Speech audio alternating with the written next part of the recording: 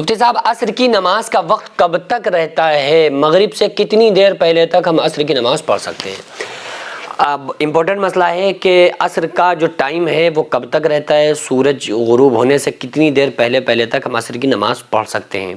چونکہ اور نمازوں میں ہمیں کافی ٹائم مل جاتا ہے، لیکن عصر اور مغرب کی نماز ایسی ہیں کہ جس میں ہمارے پاس ٹائم بہت تھوڑا سا ہوتا ہے۔ تو عورتیں گھر کے کاموں میں مصروف ہوتی ہیں، تو وہ روٹی بنا، کیونکہ ان کے اوپر جماعت تو ہے نہیں، تو وہ بس جلدی نپٹا کے یہ مغرب سے بالکل تھوڑے سے وقت پہلے نماز پڑھ رہی ہوتی ہیں۔ تو کتنی دیر مغرب سے پہلے تک ہم نماز کو پڑھ سکتے ہیں؟ دیکھیے، جو مغرب کا ٹائم شروع ہوتا ہے نا، یہ سورج کے غروب ہو جانے کے بعد جو لالی چھاتی ہے نا، لالی آتی ہے، اس وقت سے مغرب کا ٹائم شروع ہو جاتا ہے۔ اور جو اس کا میں آپ کے انداز میں یعنی کہ بالکل صاف ستھرے انداز میں اور بہت آسانی کے ساتھ میں آپ کو سمجھا دوں کہ جو فجر کا ٹائم رہتا ہے وہ سورج نکلنے تک رہتا ہے، جو ظہر کا ٹائم رہتا ہے وہ عصر کا وقت شروع ہونے سے پہلے تک رہتا ہے۔ یعنی کہ جب اذان ہوتی ہے نا، تو اذان ٹائم اسٹارٹ ہونے کے بعد ہوتی ہے، مثلا عصر کی اذان جب ہی ہوگی جب عصر کا ٹائم شروع ہو جائے گا، تو ظہر کا ٹائم عصر تک رہے گا، یعنی جب تک عصر کا ٹائم شروع نہ ہو جائے۔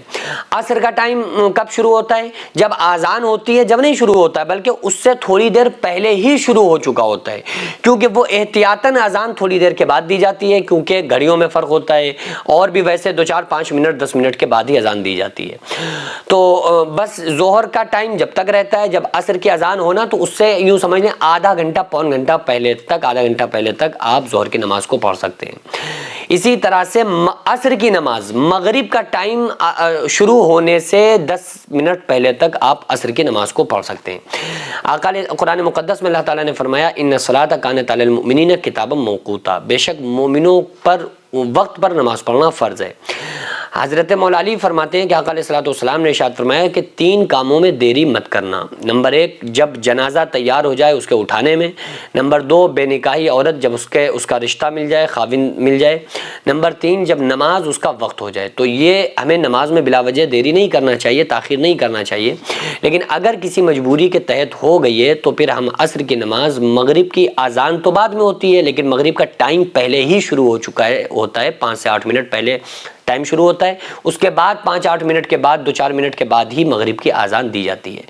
تو آپ اس سے اندازہ لگا سکتے ہیں، اور آپ وہ تو دیکھ نہیں پائیں گے جس میں کیلنڈر میں جس میں ٹائمنگ لکھی ہوتی ہے، تو بس آپ اس سے یہ اندازہ لگا لیں کہ مغرب کی جو اذان ہو رہی ہے وہ کتنے بجے ہو رہی ہے۔ مثلاً 5:30 پہ مغرب کی اذان ہو رہی ہے، 5:30 پہ، تو آپ 5:15 تک ہر حال میں نماز کو پڑھ لیجئے، مغرب عصر کی نماز کو آپ پڑھ لیجئے۔